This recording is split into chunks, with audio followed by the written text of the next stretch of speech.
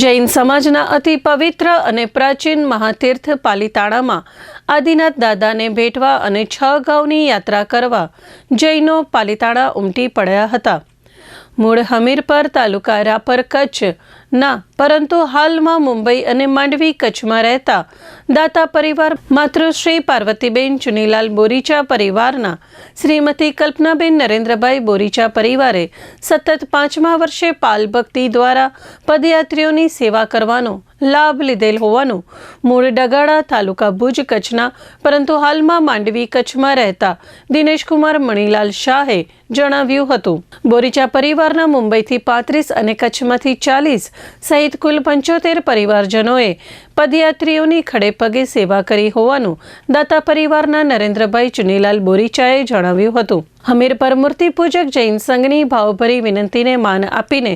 તપ કચ્છ જૈન સંઘના આચાર્ય ભગવંત પરમ પૂજ્ય પૂર્ણચંદ્ર સુરેશ્વરજી મહારાજ સાહેબ વિહાર કરીને પાલિતાણા પધારીને બોરીચા પરિવારના પાલ નંબર 85માં પગલાં કરી બોરીચા પરિવારની અનુમોદના કરી હતી। ગુજરાત રાજ્યના પૂર્વ નાણામંત્રી બાબુલાલભાઈ મેઘજીભાઈ શાહે પાલિતાણા આવીને બોરીચા પરિવારના પાલની મુલાકાત લઈ સમગ્ર વ્યવસ્થા નિહાળી બોરીચા પરિવારની સેવા ભાવનાની સરાહના કરી અનુમોદના કરી દાતા પરિવારના નરેન્દ્રભાઈ ચુનીલાલ બોરીચાને અભિનંદન પાઠવ્યા હતા।